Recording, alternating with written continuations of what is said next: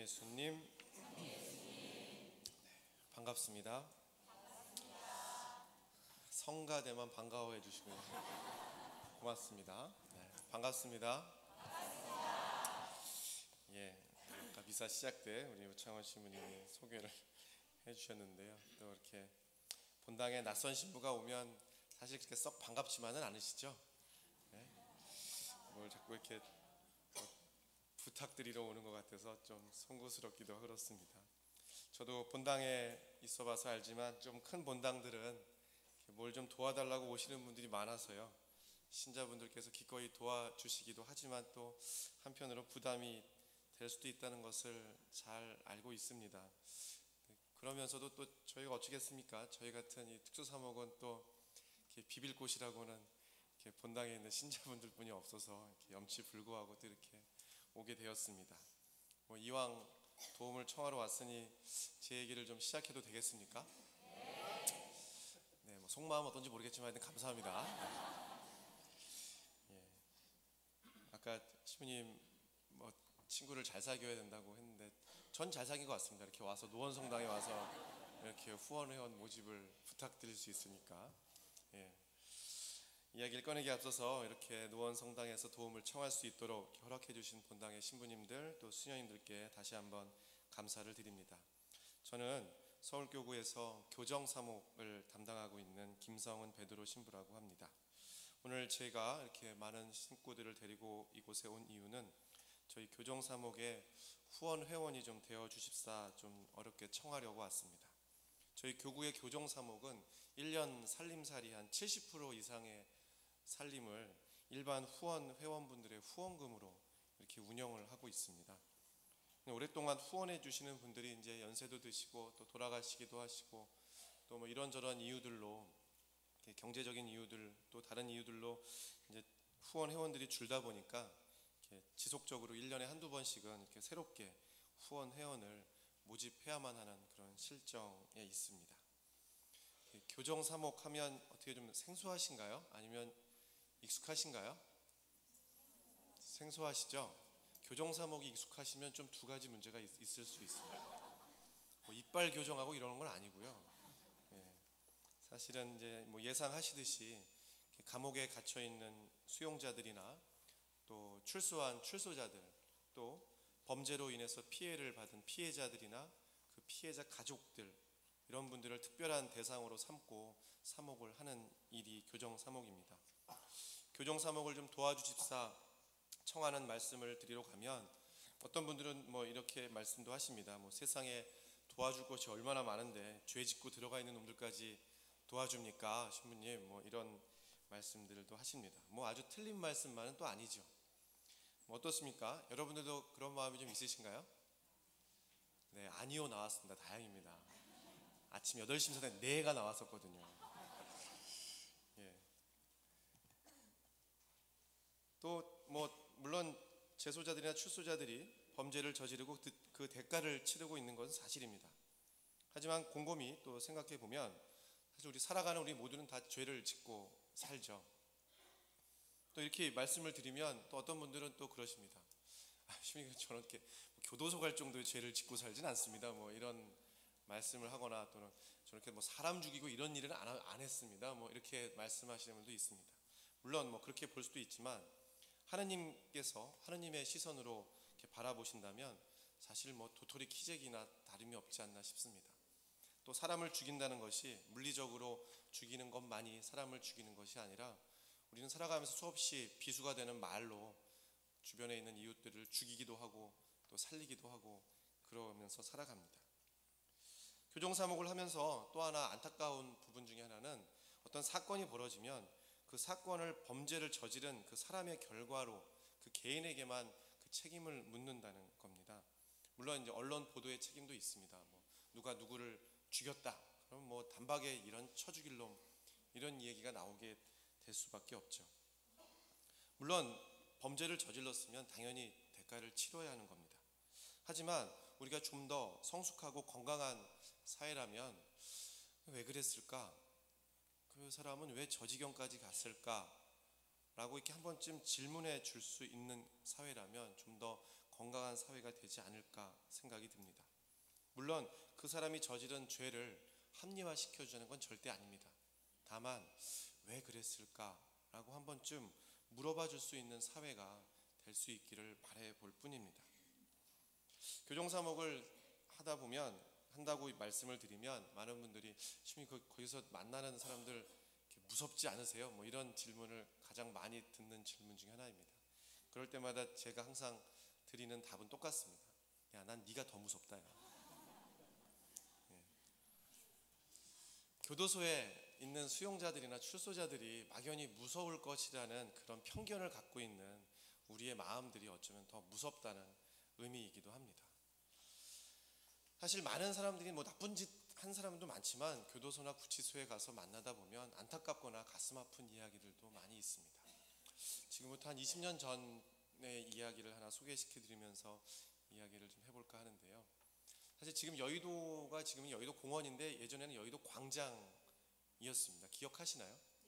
그래서 뭐 자전거도 타고 롤러스케이트 타고 그런 광장이었죠.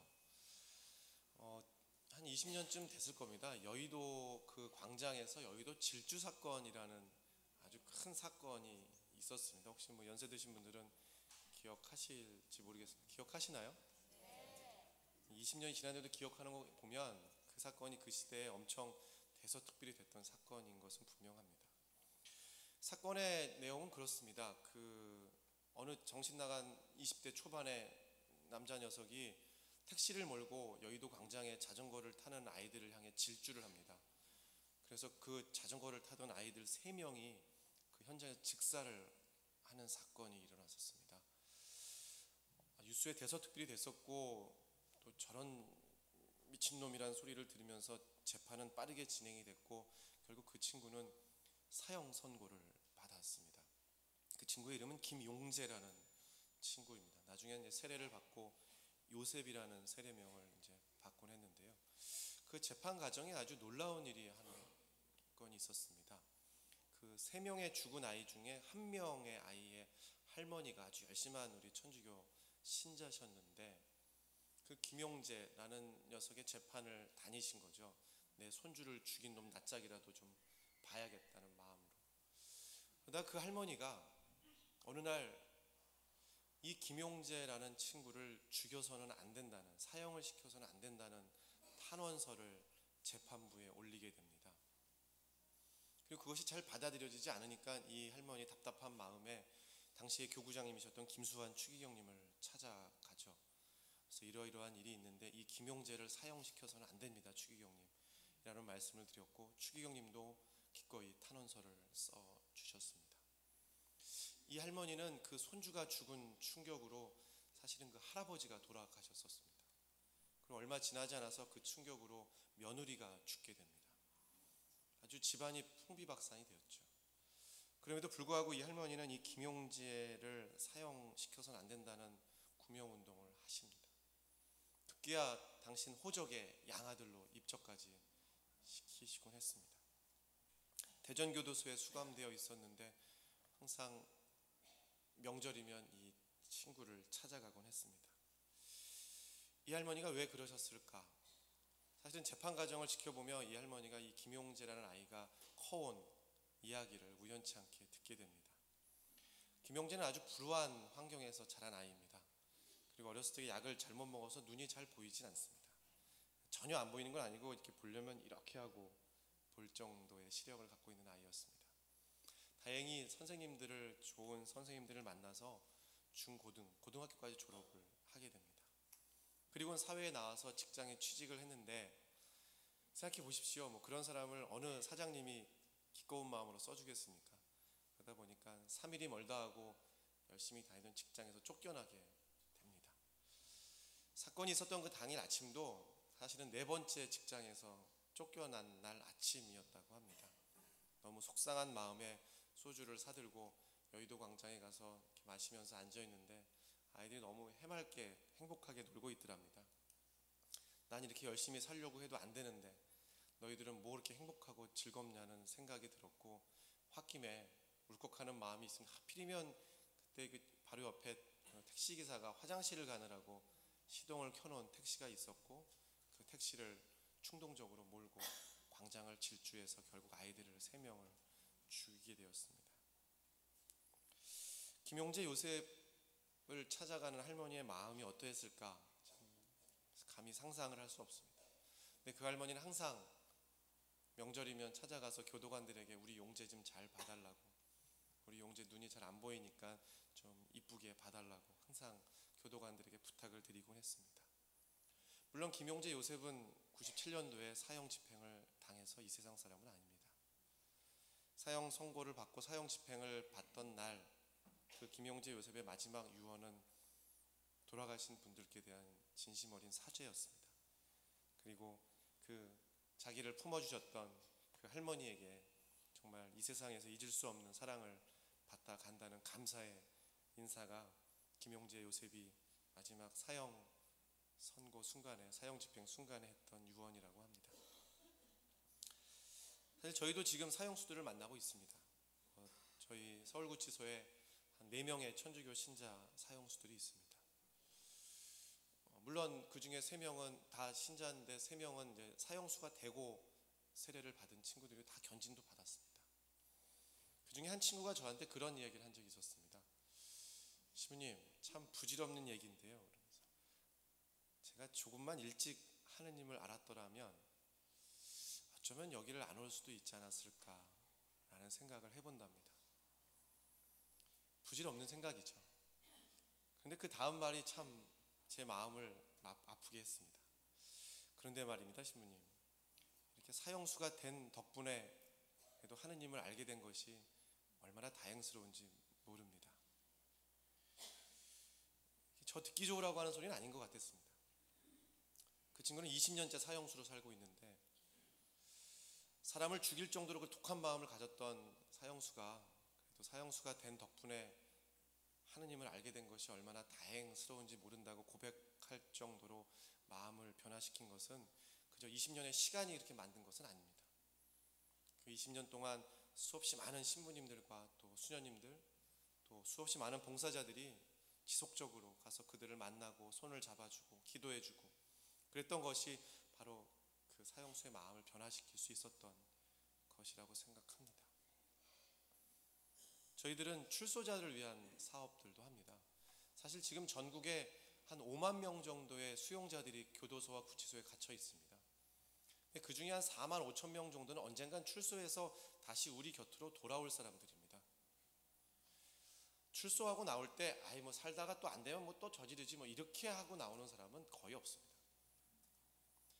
근데 출소자에 나와서 뭘 좀 해보려고 하면 사실 잘 안 됩니다. 여러분들이 사장님이라고 생각해 보십시오. 출소자 쓰겠습니까? 이유를 불문하고. 이 친구들은 또 어떻게 하라는 얘기입니까? 갈 곳이 없습니다. 출소자라는 그 딱지표 때문에. 직장도 안 되고 그럼 뭐 하다못해 장사라도 좀 해봐라. 장사는 뭐 땅 파서 합니까? 어느 은행에서도 출소자한테 대출을 해주지 않습니다.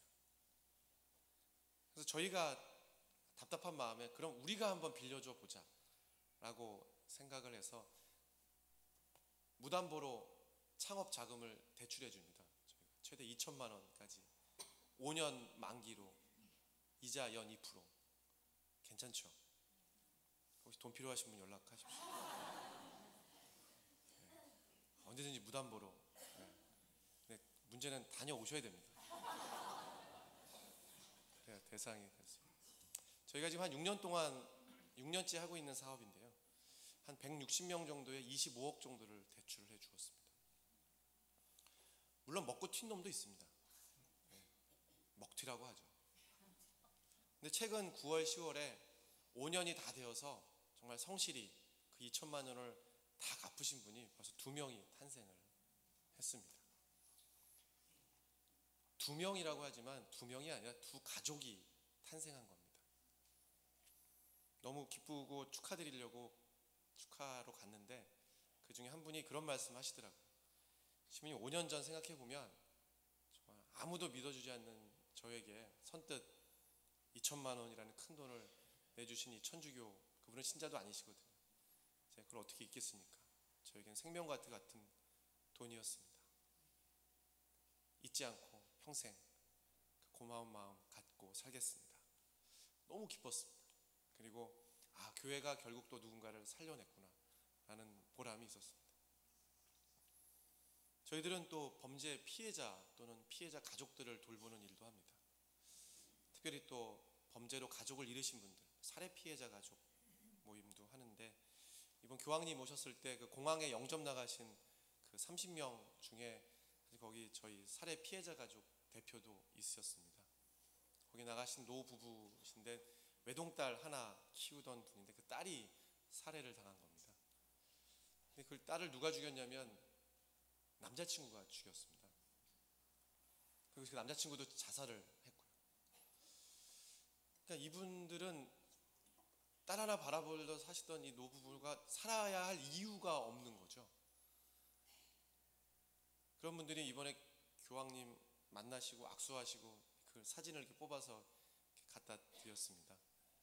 그랬더니 그 노부부께서 하시는 말씀이, 시모님 우리 죽은 딸이 저희를 교황님도 다 만나게 해주네요 라는 말씀을 하시더라고요. 이렇게 그분들에게는 이제 살아가야 할 이유가 또 생기신 거죠. 저희가 이렇게 다양한 방법으로 교회가 그분들에게 사랑을 전할 수 있다면 우리 사회가 좀 더 밝은 사회가 될 수 있지 않겠나 하는 기대를 해봅니다. 사실 그분들은 아무도 자기 편이 없다고 생각하는 경우가 많습니다. 그리고 다 나를 잊었다고 생각하는 분들도 많고요. 그러다 보니 더 독한 마음을 생기고 늘 사회에선 소외당하고 외면당하고 그런 분들이라, 그런 분들에게 그렇지 않다고, 좀 늦었지만 여러분들도 하느님께서 사랑하는 사람들이라고, 하느님께서 잊지 않는 사람들이라고 이야기해주면 조금씩 그분들의 마음이 이렇게 풀리는 것을 보게 됩니다. 사실 그것이 우리 교정사목이 이 사회 안에서 해야 할 교회의 역할이라고 생각하고 있습니다. 아까도 말씀드렸지만 언젠가 그들이 다시 우리 사회로 돌아옵니다. 그들이 재범을 저지르지 않고 또다시 범죄의 길로 빠지지 않는다면 결국 그 혜택은 우리가 받게 되는 것입니다. 우린 분명 이 세상 삶을 마치면 하느님 대전에 가서 심판을 받게 될 겁니다. 심판받을 때 하느님께서 우리에게 뭘 물어보실까 생각해 봅니다. 야, 넌 주일연금을 얼마나 내고 다녔냐? 뭐 이런 거 물어보실까? 교무금은 한 달에 얼마씩 냈냐? 뭐 이런 거 물어보실까? 레지오는 몇 년이나 했니? 뭐 이런 걸 물어보실까? 잘 모르겠습니다. 하지만 분명 이건 물어보실 것 같습니다. 너는 살면서 너의 이웃을 얼마나 사랑하다 왔느냐? 마태복음 25장 최후의 심판이라는 대목엔 이런 대목이 있죠.